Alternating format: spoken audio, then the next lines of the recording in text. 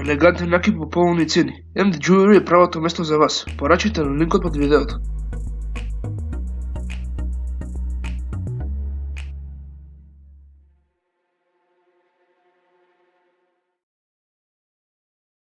Да се биде такси водач, значи да се прифати премислата дека буквално можеш да качиш секого, а со тоа доаѓа од одреден елемент на ризик. Но што ако е преоснало дека сватите дека страецот што се вози на задното седиште е веројатно многу опасен. За нашиот наратор, тој ќе види што ќе се случи кога буквално ќе седне на возачкото место, кога тој нема да сака да биде седнат на возачкото место. Јас сум Давид и ова е новото хорор шоу Дали ти е страх. Шоу каде што ги читам најстрашните хорор приказни.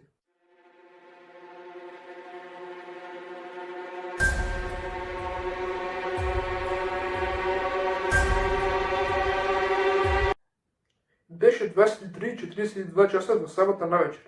Што докато го свилнав мојот последен патник за тој ден и кога почнав да го возам мојот такси назад кон дома, го замислив мојот мек удобен кревет за кој знаев дека ме чека.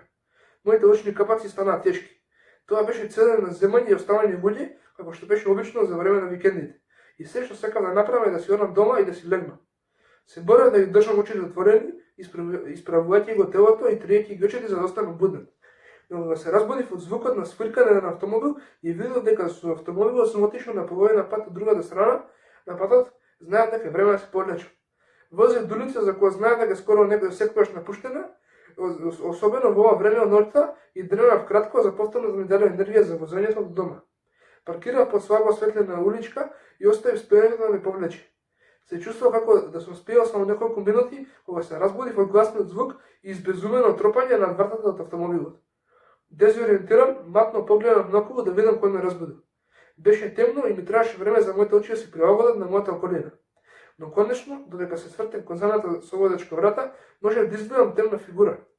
Во тој момент не можев да ви кажам зошто го направив тоа што го направив. Можеби тоа беше само импулс на таксист како мене. Можеби тоа беше затоа што го се разбудив и мојот заматен мозок не можеше да стигне на време, или можеби тоа беше само затоа што никогаш не сум бил на ниvoот цвеќе за мирисање. Без оглед на причината, ги откочи вратите на автомобилот. Гледајќи во ретровизорот, смушнав дека кликна и ја виде вратата од автомобилот отворена. Лицето влегло во автомобилот и ја затворило вратата. Откако влегло во автомобилот, можев да видам дека лицето беше жена. Нејзиното лице беше во сенка, но можев да видам дека нејзината долга темна коса беше пуштена врз бела нотница, единствената забележлива карактеристика што можев да забележам во мракот. Се свртев, сакав да кажам нешто, веројатно да се распрашам зашто оваа жена беше на пуст пат средна ноќ, кога нејзината рака одеднаш се испружи кон мене. Приметив дека држи нешто меѓу палецот и показалецот. Тоа беше парче хартија. Таа го држеше среде воздух, тивко, но неќе ми го да го земам. Зјапав, очите ми се стеснува, но подадов рака и колебливо го прифатив. Во далечината го слушнав јакиот татнеш на громот. Наскоро требаше да врне.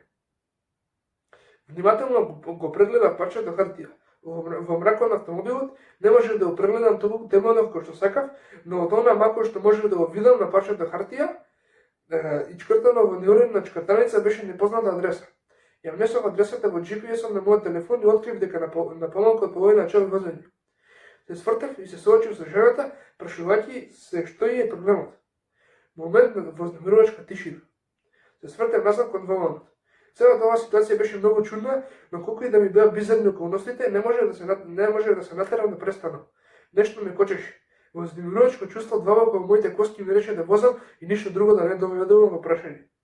Не сакајќи свртев кон улицата и почнав да возам. Атмосферата во автомобилот можеше да се опише само котезична. Потоа почна да врне. Додека продолжи да возам, сватив дека моите очи постојано ми се врта кон ретровизорот за да го погледам со патникот.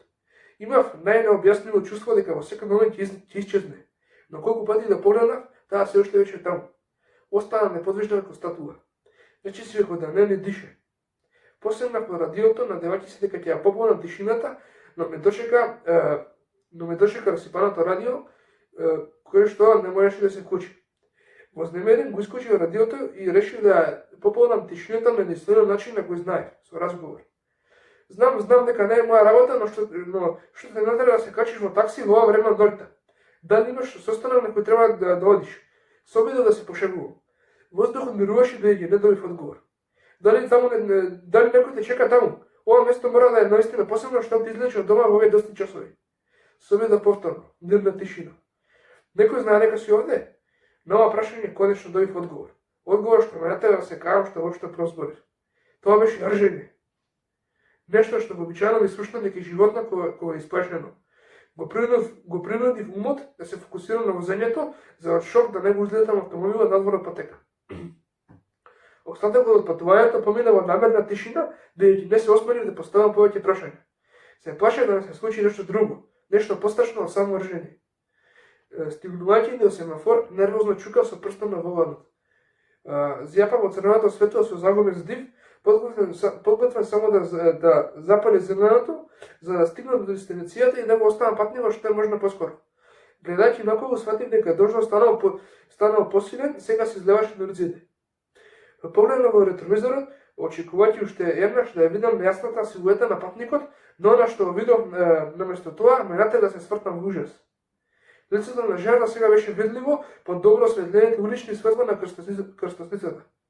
Остро дишев додека гледа како целата десна страна на нејзиното лице е светло црвена, покриена со изгореници од излупени траги и пликови на кожата.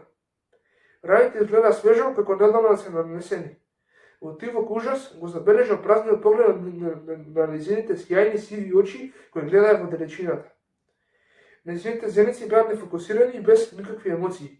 Почувствував како студ ми се спушта првецот, додека нејзините празни ладни очи се свртаа кон мене. Не можев да издржам да не направам некој плаштив крик. Ја сватив мојата грешка веднаш што ми ја направив.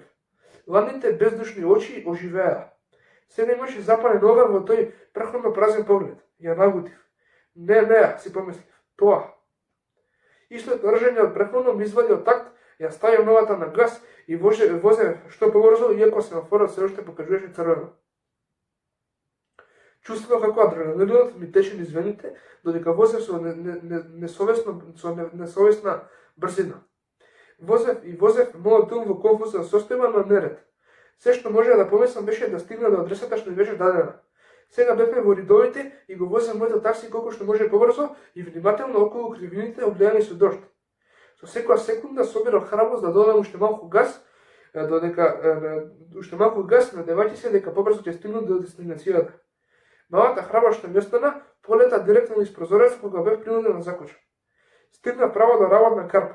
Имаше можеби околу 3 метра земја помеѓу мојот автомобил и работ, но она што претпоставував дека е многу длабока провалија. Го проверив мојот телефон за да видам дали ова е вистинската локација и на моја леснување тоа беше вистинската локација. Наеднаш го слушнав кликнувањето на вратата од автомобилот, звукот на поранен дожд влезе во автомобилот. Потоа вратата на автомобилот се затвори. Дури докато го слушав сето ова, го држев погледот строго кон предниот дел на автомобилот, свртен кон карпата. Можев да видам од периферијата на мојот вид дека таа полека се движи на дождот и со страх гледав како оди директно пред автомобилот и стоеше точно на раба од карпата со грбот свртен кон мене. Имаше благ шум на звонење во моите уши и моето срце биеше како тркачки полит. Ветровите завиваа и го задржав здивот за тоа што се случи следно. Сето тоа се случи толку брзо што рече си го испуштив. Удри молња, проследно со заглушувачки тапнеш на громови. И тогаш таа ја нема преку полицата. Излегов од колата, движејќи се кон работа, внимателно со телефонот во рака. Го користев мојот телефон како фенерче и дзирнав преку карпата. Таму немаше ништо друго освен влажни карпи и песок. Возев дома таа ноќ потресен до срж. Никогаш прво ме верував во духови, но после таа ноќ може да се каже дека бев многу поотворен за идејата дека тие постојат. И покрај мојата исцрпеност, таа ноќ не спиев. Никогаш повеќе не би спиел во мојот автомобил и никогаш не би кажал никому што се случи. Некои денови се чувствувам кога настанете таа ноќ да се само далечен спомен, но никогаш не би дозволил да се чувствувам доволно удобно за да заборавам. Секогаш кога работите стануваат премногу нејасни, ја отварам кутијата и ја извлекувам белешката. Белешката од таа ноќ во моите раци. Тоа е сурово потсетување дека на се што бев сведок беше реално, а не дел од мојата имагинација. Го чувам како предупредување секогаш да бидам внимателен кон патиците што ги земам, бидејќи никогаш не можам да знам дали патникот што го имам во мојот автомобил во тој момент може да биде последен. Па, дали ви е страв? А можеме да кажем многу глупаво такси водач. Значи тој цело време бил сонлив, тоест на почетокот бил сонлив и не ја прашал ништо. Значи само таа влегла, седела во темното и тој не си поставил прашање. Цело време, нели, како што ја раскажува ова приказна, цело време имал некое чудно чувство, потоа нели се плашил, но само возел напред и нели не ја прашал ништо. Дури подоцна ја прашал, но тоаш нели било нели касно што се вика, зашто таа го извадила памет. Значи ова е искрено една од моите многу страшни приказни. Значи да си такси водач и да се качи некоја жена во бело во толку досни часови да не ти кажува ништо. Како и да е, ова е многу добра прва приказна. Со ова можеме да завршиме втората епизода Дали ти е страв. Бидете на линија, пријатно и се гледање во третата епизода на Дали ти е страв.